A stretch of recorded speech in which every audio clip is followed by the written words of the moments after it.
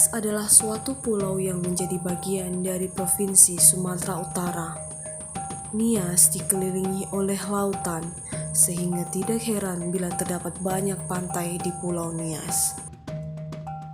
Nias merupakan salah satu destinasi wisata bagi para pelancong tanah air bahkan luar negeri. Nias juga memiliki beragam kebudayaan, salah satunya Hombo Batu. Adat istiadat yang dimiliki oleh suku Nias juga terbilang unik, seperti Vanika Gera Erambeo yang dilakukan saat pesta pernikahan. Dan tak kalah menariknya, makanan dan minuman khas Nias juga turut menggugah selera, seperti harinake, leheda lenifange, kefe-kefe, hambaini titi, govini tutu, dan lain sebagainya. Salah satu makanan khas Nias yang dipaparkan dalam video ini yang merupakan hasil dari bioteknologi adalah mbabini owuru. Hai semua, berikut kami sajikan cara penggaraman daging, khususnya daging babi. Alat dan bahannya adalah sebagai berikut. Pastinya adalah daging yang telah dicuci bersih sebelumnya. Selanjutnya ada garam yang biasa digunakan untuk memasak. Dan yang terakhir adalah wadah atau stoples tertutup. Cara penggaraman daging pada hakikatnya tergolong mudah, yakni pertama-tama buka tutup toples, kemudian pinggirkan. Selanjutnya adalah ambil garam sedikit demi sedikit dan taburkan ke daging babi yang telah dicuci bersih sebelumnya. Oleskanlah garam tersebut ke seluruh bagian daging dan jangan lupa untuk mengoleskan garam pada bagian yang sebaliknya. Pastikan keseluruhan permukaan daging tertutupi oleh garam.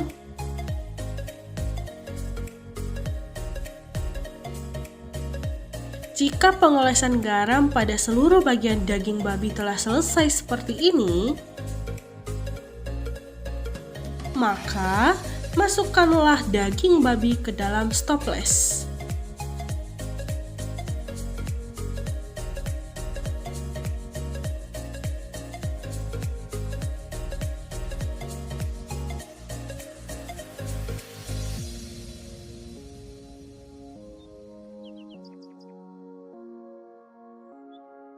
Sebelum menutup toples atau wadah yang digunakan, alangkah lebih baik jika mencuci tangan terlebih dahulu.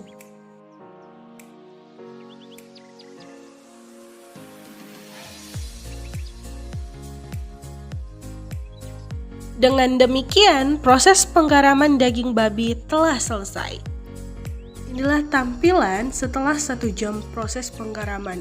Daging babi masih dalam keadaan yang sama pada saat sebelum penggaraman, yakni masih berwarna merah segar. Ini adalah tampilan daging babi pada hari pertama. Daging masih terlihat dalam keadaan merah segar, namun hal baru yang terjadi dalam toples adalah adanya air yang cukup banyak, padahal pada saat penggaraman tidak ada penambahan air sama sekali. Namun tidak perlu khawatir, air tersebut sesungguhnya adalah garam yang mencair. Hari kedua, tampilan daging babi sedikitnya mengalami perubahan yang terletak pada warna dagingnya. Jika hari pertama daging babi masih berwarna merah segar, pada hari kedua daging lebih cenderung terlihat putih pucat. Volume air garam juga masih sama seperti hari pertama. Dan perlu diingat bahwa air garam ini harus dibiarkan saja karena tidak akan mengganggu proses fermentasi. Ini adalah tampilan pada hari ketiga. Volume air garam masih dalam keadaan yang sama, namun terlihat lebih keruh dibanding hari kedua. Warna daging babi juga mengalami perubahan ke arah coklat. Dan jika diperhatikan dengan seksama, daging babinya juga semakin padat atau mengeras, berbeda halnya pada saat sebelum penggaraman.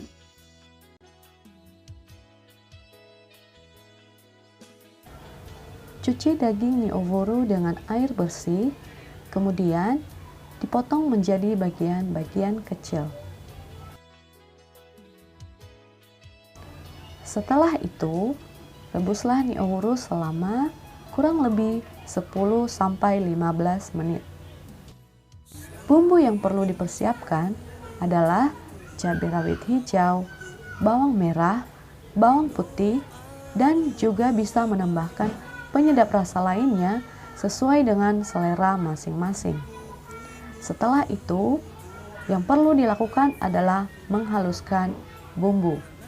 Tumis bumbu sampai harum. Tambahkan penyedap rasa, dan penyedap rasa ini dapat diberikan sesuai dengan selera masing-masing. Campurkan daging niowuru dengan bumbu yang sudah ditumis sampai semua bumbu meresap pada daging. Setelah semua bumbu tercampur, maka daging sudah siap dan sudah bisa disajikan. Bawi niowuru juga dapat diolah menjadi masakan lain seperti bawi niowuru sambal, bawi niowuru mie rendang, dan berbagai olahan bawi niowuru lainnya.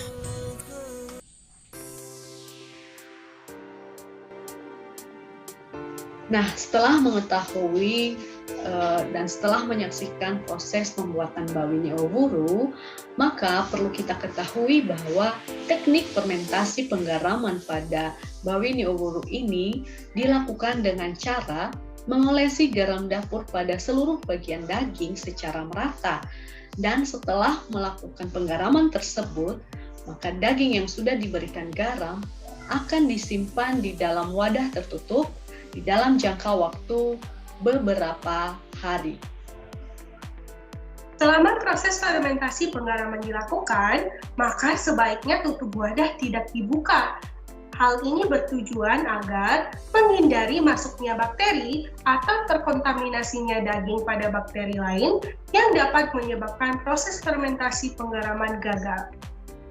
Nah, bahan utama dalam proses fermentasi penggaraman adalah garam, dan garam sendiri memiliki sifat bakteriostatik yang berfungsi menghambat pertumbuhan bakteri serta mengandung pula bakterisidal yang berfungsi membunuh bakteri.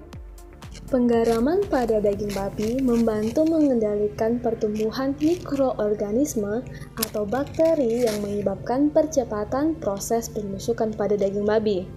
Nah, menurut Estiasin tahun 2019 memaparkan bahwa penambahan garam pada daging babi bertujuan untuk memperoleh kondisi yang terkontrol sehingga hanya mikroorganisme yang tahan garam seperti halofilik yang dapat hidup dan menghasilkan enzim proteolitik yang akan bereaksi pada daging babi sehingga menghasilkan bawi niowuru.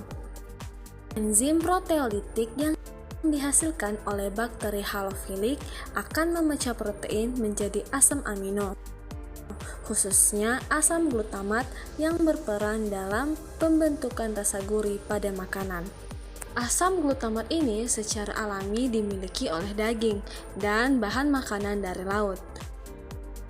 Bila fermentasi penggaraman telah selesai dan telah menghasilkan bawi niowuru, maka untuk membuat bawi niowuru memiliki nilai guna yang lebih tinggi, maka perlu dilakukan pengolahan bawi niowuru menjadi suatu masakan yang jauh lebih lezat.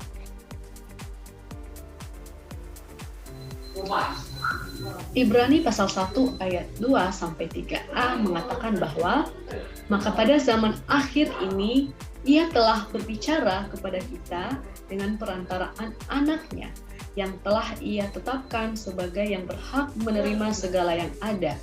Oleh Dia, Allah telah menjadikan alam semesta. Ia adalah cahaya kemuliaan Allah dan gambar wujud Allah dan menopang segala yang ada dengan firman-Nya yang penuh kekuasaan. Maka berdasarkan ayat ini, kita mengetahui bahwa sains merupakan sebuah pengetahuan yang mempelajari, mengeksplorasi, dan mengamati tentang segala makhluk hidup atau alam semesta yang merupakan ciptaan Allah itu sendiri. Maka kita sebagai pendidik Kristen terpanggil untuk membawa dan mendidik siswa dalam mengenali kedaulatan Allah di dalam alam ciptaannya. Maka dengan adanya pendidikan sains, mata pelajaran sains, maka siswa tidak hanya diajarkan tentang pengetahuan ilmiah, tetapi juga siswa mendapatkan pengetahuan tentang siapa diri Allah yang merupakan pencipta dari alam semesta ini.